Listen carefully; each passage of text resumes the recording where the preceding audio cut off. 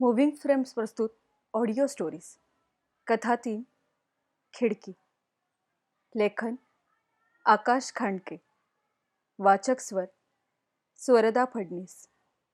पार्श्वसंगीत लव देशपांडे.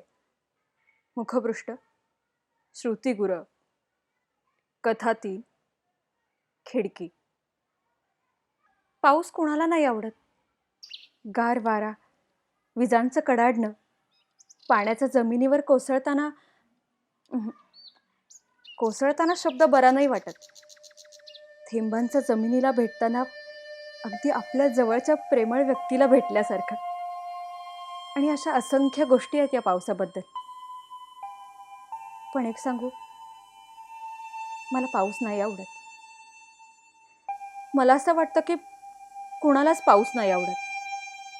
हा, काही लोक आहेत जसे की लेखक, कुठेतरी स्वतःचं हृदय तोडून यायचं आणि पावसाच्यात आणि तिच्यात साम्य शोधत कविता लिहायची. म्हणजे मी काही कविता किंवा प्रेमाच्या विरोधात वगैरे नाही. पाऊस आवडत नसला तरी प्रेम मलाही आवडतं. मी एवढं गारहाण पारायण सांगितलं, पण हे सांगितलंच नाही की मला पाऊस का नाही आवडत. सांगेन, ते पण सांगेन. गडबड कुणाला ना. मी कुठे जाणार आहे ना, तुम्ही नाही ना जाणार कुठे. पावसाळ्यावरून एक गोष्ट आठवली. आमच्या घरासमोर एक आजीबाई राहतात. मी रोज त्या आजींना बघते. झोपडी आहे त्यांची. पोरगा आणि आई एवढंच त्यांचं विश्व. उन्हाळा हिवाळा कसा निघून जातो, पण पावसाळ्यात खूप हाल होतात त्या आजीचे. पाऊस आला की झोपडी कशी वाचवायची, पाणी आत येऊ द्यायचं नाही, या सगळ्या प्रयत्नात त्या आजीची तारांबळ उडते. मी हे सगळं माझ्या रूमच्या खिडकीतून बघत असते. मला वाईट वाटतं, पण मी काय करणार. आधी खूपच वाईट वाटायचे, पण आता सवय झाली. कधी कधी तर ही गोष्ट मी करमणूक म्हणून सुद्धा बघते. माणसाला ना, प्रत्येक गोष्टीतून आपल्याला काय मिळेल या एकाच विचारात रस असतो.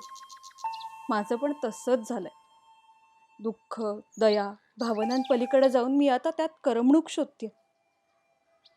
आई सकाळी कामाला जाते, ते रात्रीच येते. बाबा कधी जातात आणि कधी येतात हे खूपदा आईला पण माहीत नसतं. मग माझी तर खूपच लांबची गोष्ट आहे.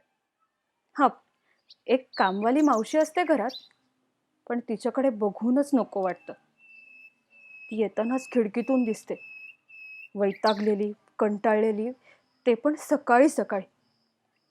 काही लोकांचा असा अनाकारण तिटकारा येतो ना, आणि काही लोक अकारण आवडतात सुद्धा मनाला, अगदी फुलांच्या मोहक सुगंधासारखी. तोही तसाच आहे. झालं. आता तुमच्या डोक्यात नक्की आलं असणार की हिचं काहीतरी लफडं आहे, किंवा सभ्य भाषेत बोलायचं झालं तर हिचं कुणावर तरी प्रेम बसलंय. काही प्रमाणात तुम्ही बरोबर आहात, पण काहीच, सगळ्या नाही. तसा तो रोज दिसत नाही, पण कधी कधी क्रिकेट खेळतो मित्रांबरोबर. आमच्या घरासमोर समीर नाव आहे त्याचं. छान खेळतो. आम्ही कधी बोललो नाही, पण कधी कधी हसतो माझ्याकडे बघून. मी जर कवयित्री असते ना, तर नक्की त्याच्या हसण्यावर कविता लिहिली असती. आणि एक गोष्ट, कधी कधी तो त्या आजीला पण मदत करतो.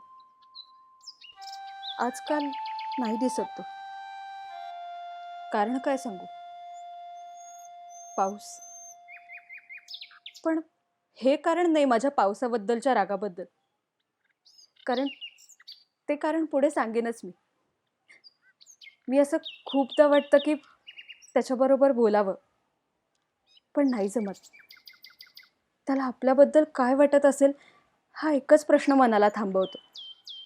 मज्जा म्हणजे तो माझ्याच शाळेत आहे, पण काही उपयोग नाही. मला जेवढं कळतं त्याप्रमाणे तर मुलांना सुंदर मुली आवडतात.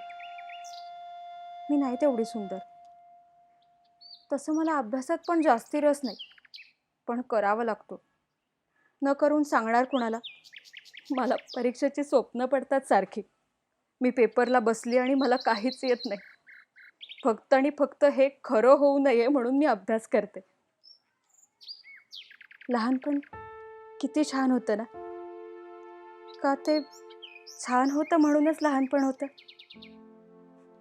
काय माहित. लहानपणावरनं आठवलं, उन्हाळ्याच्या सुट्ट्या म्हणजे नुसता खेळ असायचा.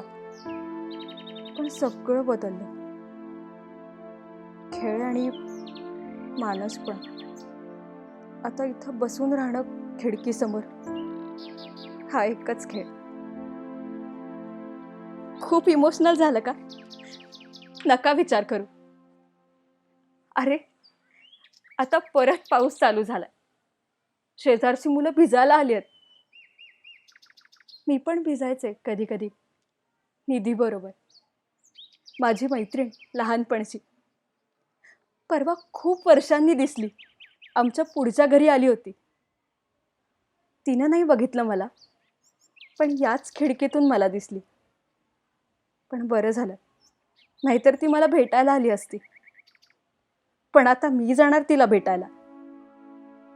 चला, झोपते. खूप वेळ झाला. मनात होतं ते सगळं लिहून काढलं.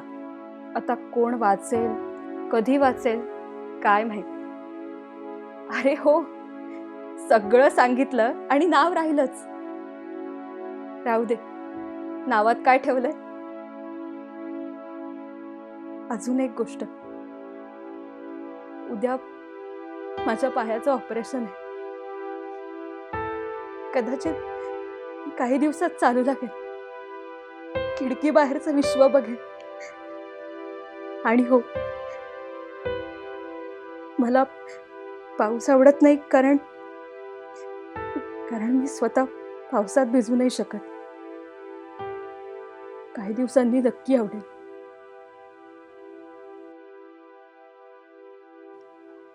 मूव्हिंग फ्रेम्स प्रस्तुत ऑडिओ स्टोरीज. कथा 3, खिडकी. लेखन आकाश खांडके. वाचक स्वर स्वरदा फडणीस. पार्श्वसंगीत लव देशपांडे. मुखपृष्ठ श्रुती गुरव.